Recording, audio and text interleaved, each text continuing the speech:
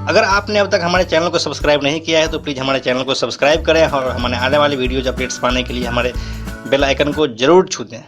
ऐसा कई बार होता है कि पुलिस जब किसी अपराधी को अरेस्ट नहीं कर पाती है तो उसके गैंग में ही सेंध मारने की कोशिश करती है। उस अपराधी के किसी गैंग मेंबर को किसी चीज़ का लालच देकर पुलिस उसे अपने कंट्रोल में करना चाहती है ताकि गैंग के बॉस तक पहुंचा जा सके। ऐसे कामों में कई बार पुलिस को कामयाबी मिल भी जाती है तो कई बार वह फेल भी हो जाता है। लेकिन आज जो कहानी हम आपको सुनाने वाले हैं इसमें पुलिस को जीत मिली थी।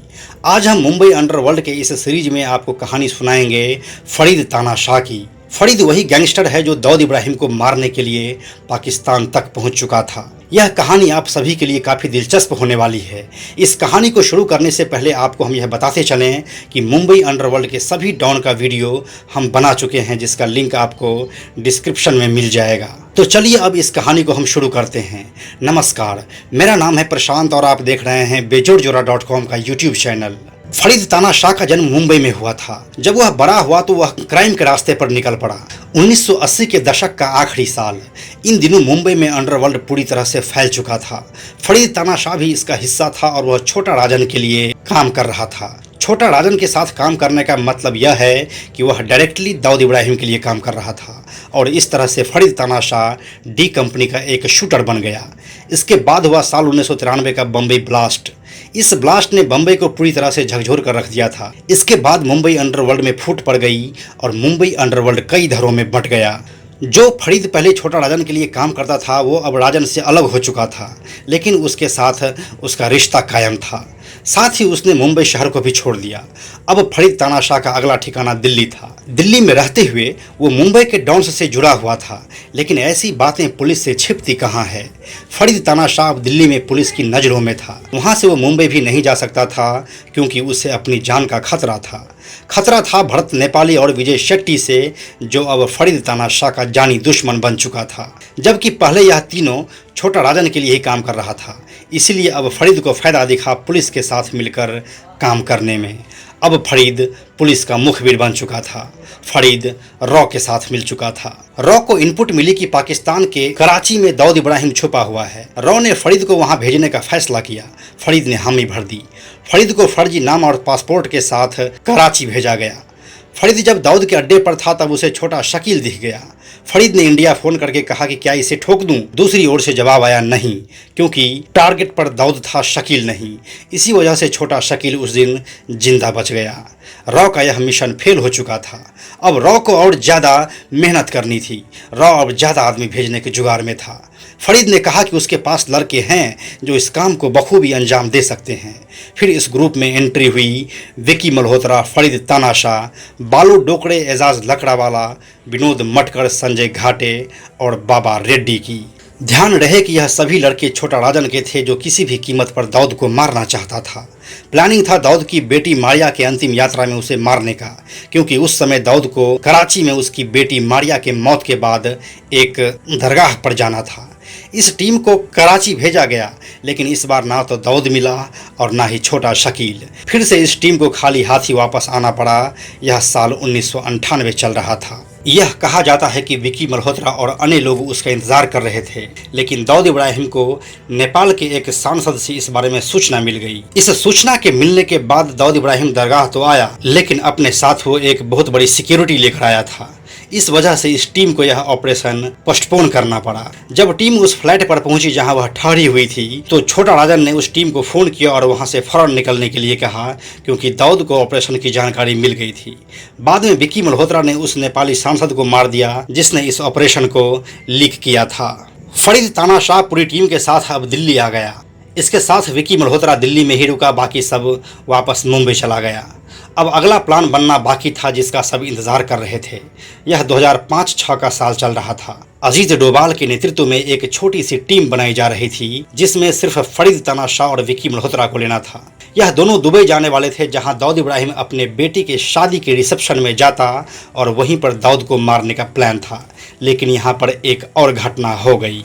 मुंबई का वेस्टर्न सबर्ब नाला सोपारा के एक डॉन का फरीद के साथ जान पहचान था। वह डॉन अपनी शादी के बाद हनीमून मनाने के लिए दिल्ली गया और फरीद के पास रुका।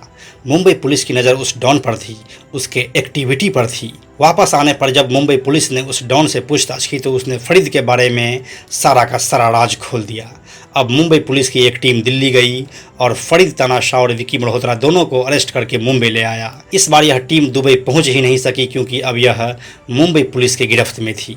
मुंबई में फरीद पर मुकदमा चला और इस सब के बाद वह साल 2008 में जेल से जमानत पर रिहा हुआ। उस वक्त मुंबई क्राइम ब्रांच ने जमानत का विरोध किया था। एक ऑफिसर ने बताया कि वह गैंगस्टर था। जमानत का विरोध हमारा इस वजह से तो था ही क्योंकि हमें उसके रिहाई के बाद गैंगवॉर का खतरा था। हमें एक और बात की आशंका थी कि फरीद का प्रतिद्वंदी गैंग उसका मर्डर कर देगा। ऑफिसर का अंदाजा सही निकला। उसकी मौत की सुपारी ली जा चुकी थी। सुपारी देने वाला का नाम था भरत नेपाली और विजय शेट्टी। फरीद तानाशाह की सुपारी दो कारण से ली गई थी। पहली तो यह कि उसके मर्डर करने के बाद छोटा राजन बुरी तरह से हिल जाएगा क्योंकि फरीद तानाशाह छोटा राजन का सबसे खास लोगों में से एक था। फरीद की दो पत्नियां हैं, इनमें से एक को छोटा राजन अपनी बहन मानता है और दूसरी वजह थी कि फरीद के कत्ल के बाद मुंबई के बिल्डरों से जमकर उगाही करना। उन दिनों दत्तात्रेय भाकरे नामक एक बिल्डर SRA के किसी प्रोजेक्ट पर काम कर रहा था। SRA मतलब slum redevelopment authority. Bhakare Bharat Nepali को नियमित रूप से हफ्ता देता था। उस SRA प्रोजेक्ट का तिलक नगर के कुछ लोग विरोध कर रहे थे। उन्होंने तिलक नगर इलाके के ही रहने वाले फरीद तानाशाह से इसकी शिकायत की। फरीद ने भाकरे को धमकाया। भाकरे ने फिर भरत नेपाली से संपर्क किया क्योंकि वह तो हफ्ता देता था भरत नेपाली को। नेपाली ने विजय शेट्टी से शूटरों की व्यवस्था करने के लिए कहा। विजय ने यूपी के डॉन जाफर अली आलम उर्फ अब्बास को फ़ोन किया। अब्बास ने शूटर को तैयार किया और मुंबई भेज दिया। बाद में उसी शूटर ने साल 2010 में मुंबई के तिलक नगर स्थित फरीद तानाशाह को उसी के घर में गोलियों से छलनी करके भाग गया। मौके पर ही फरीद तानाशाह की मौत हो गई। फरीद तानाशाह के हत्या से मुंबई में सनसनी फैल गई। उन दिनों मुंबई के क्राइम ब्रांच के चीफ हिमांशु रॉय और एडिशनल CP देवेन भारती ने DCP निसार तांबोली और प्रॉपर्टी सेल के सीनियर इंस्पेक्टर अरुण चौहान के नेतृत्व में एक SIT बनाई। इस SIT को शूटरों का तो नहीं लेकिन फरीद की सुपारी लेने वाले अब्बास के मध्य प्रदेश में होने की एक दिन जानकारी मिली। फरीद तानाशाह हत्या में 11 आरोपियों को अरेस्ट किया गया। इन 11 आरोपियों में से 6 को मकोका कोर्ट ने आजीवन कारावास जबकि 5 को 10 साल की सजा सुनाई। विजय शेट्टी इस केस में अभी भी फरार है जबकि भरत नेपाली के बारे में ऐसा कहा जा रहा है कि एक विवाद के चलते विजय शेट्टी ने ही उसका मर्डर करवा दिया।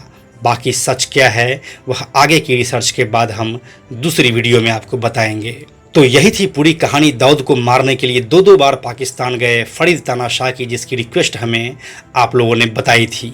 इस कहानी के बारे में आपकी क्या राय है हमें कमेंट सेक्शन में ज़रूर लिखें और साथ ही लिखें कि आप अगला वीडियो किस डॉन पर देखना चाहते हैं। एक अनाउंसमेंट है, बेजोड़ जोड़ा आप सभी क्रिकेट प्रेमियों के लिए एक नया चैनल लेकर आया है जिसका नाम है बेजोड़ क्रिकेट। आपको इस चैनल पर क्रिकेट से जुड़ी कई सारे दिलचस्प कहानियां देखने को मिलेंगे। महत्वपूर्ण मैच के लम्हों से लेकर खिलाड़ियों की बायोग्राफी तक सब कुछ है। इस चैनल का लिंक नीचे डिस्क्रिप्शन में दिया हुआ है। इसको सब्सक्राइब करके बेल आइकन को जरूर टच कर दीजिएगा ताकि आपको सबसे पहले वीडियो आने का पता चले। यह वीडियो अगर आपको पसंद आया तो इसे लाइक और शेयर जरूर करें। आने वाले वीडियोस के लिए बेजोड़ जोड़ा को सब्सक्राइब करके बेल आइकन को टच करना ना भूलें। Thank you so much.